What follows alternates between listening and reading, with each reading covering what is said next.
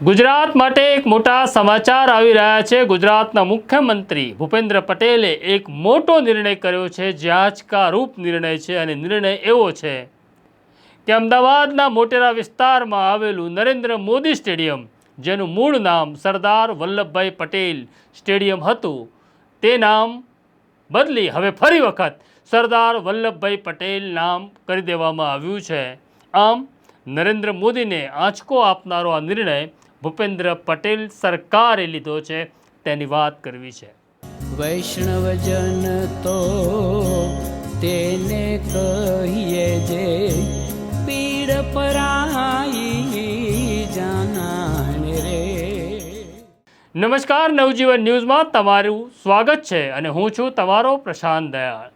આપણને આઝાદી મળી તે પહેલાં આ દેશની અંદર અંગ્રેજોનું શાસન હતું, એટલે અંગ્રેજોના શાસનમાં નિર્મિત ઇમારતો, રસ્તાઓ અને પુલોને અને ગાર્ડનને પણ અંગ્રેજ શાસનકર્તાઓના નામ આપવામાં આવ્યા હતા।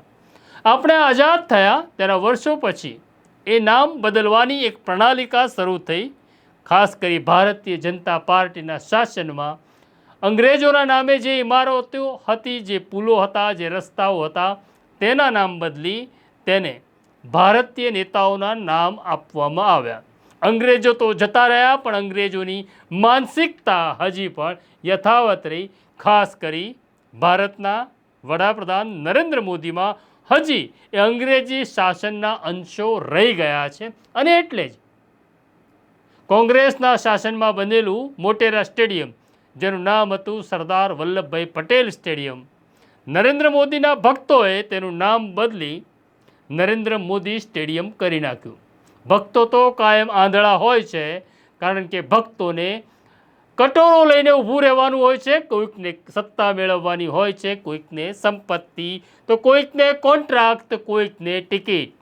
પણ નરેન્દ્ર મોદી જેવા નેતાએ નક્કી કરવાનું હતું કે જીવતે જીવ જો નામ આપવામાં આવે તો સૌથી મોટી નાલેશી નરેન્દ્ર મોદીની થાય। પણ નરેન્દ્ર મોદીને આ બધું જ ગમે છે, એટલે સરદાર વલ્લભભાઈ પટેલનું નામ બદલી નરેન્દ્ર મોદી સ્ટેડિયમ કરી દેવામાં આવ્યું।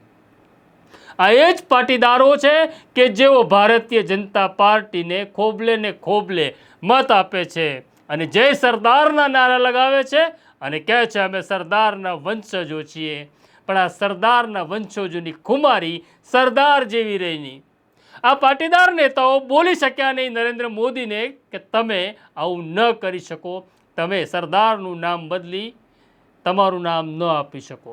હા, કેટલાક યુવાનો માથા ફરેલા છે પાટીદારોના, કારણ કે તેમને કશું મેળવવાનું નથી। આવા નેતાઓ પૈકી એક નેતા છે ધનજી પાટીદાર। ધનજી પાટીદારે કહ્યું હતું કે અમે આંદોલન કરીશું, નરેન્દ્ર મોદી સ્ટેડિયમનું નામ બદલી ફરી વખત સરદાર પટેલ સ્ટેડિયમ કરી નાખો।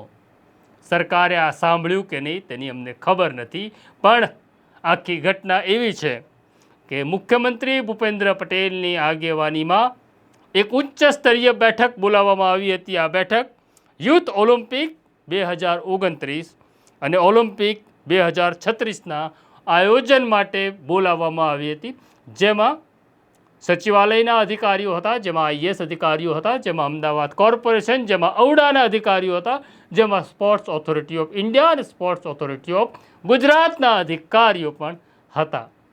આ બેઠકની અંદર જે કંઈ નિર્ણય લેવામાં આવ્યો તેની એક સત્તાવાર પ્રેસ નોટ બહાર પાડવામાં આવી, જેમાં એવું લખવામાં આવ્યું છે કે અમદાવાદમાં આવેલા સરદાર પટેલ સ્ટેડિયમની આસપાસના ગામોમાં સર્વગ્રાહી વિકાસ કરવામાં આવશે, કારણ કે યુથ ઓલિમ્પિક અને ઓલિમ્પિક 36માં કોઈ મુશ્કેલી ન આવે માટે આસપાસના વિસ્તારોમાં તેનો વિકાસ કરી વિશ્વ કક્ષાની સુવિધાઓ ત્યાં ઊભી કરવામાં આવશે। હવે આ સરકારી પ્રેસ નોટ છે ગુજરાત માહિતી ખાતાની, જેમાં સરદાર પટેલ સ્ટેડિયમ ઉલ્લેખ કરવામાં આવ્યો છે।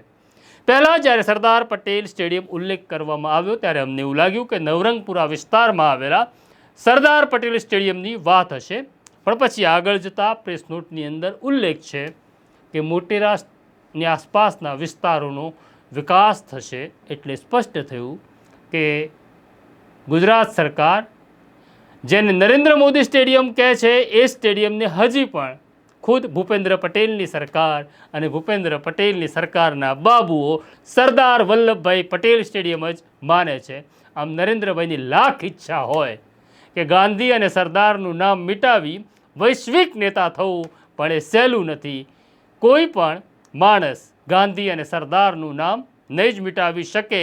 આ તેનું ઉત્તમ ઉદાહરણ ભૂપેન્દ્ર પટેલની સરકાર અને ભૂપેન્દ્ર પટેલની સરકારના આ ગુજરાતી બાબુઓ અને આ ગુજરાતી પ્રજાનું ખમીર છે કે તેમની અંદર હજી પણ સરદાર જીવે છે. તો આ છે નવજીવન ન્યૂઝ. તમને આ સ્ટોરી કેવી લાગી કોમેન્ટ બોક્સમાં જરૂર લખો.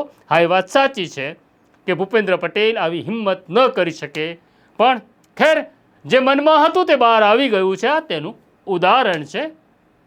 તો આ સ્ટોરી શેર કરો, લાઈક કરો, કારણ કે જો તમારામાં એક પાટીદાર જીવતો હોય તો તમારા માટે આ સ્ટોરી બહુ અગત્યની છે. અત્યારે મને અને મારા સાથી સોનુ સોલંકીને રજા આપો. એક નવા વિષય સાથે તમારી પાસે પાછો આવું છું. નમસ્કાર. વૈષ્ણવજન તો તેને કહીએ જે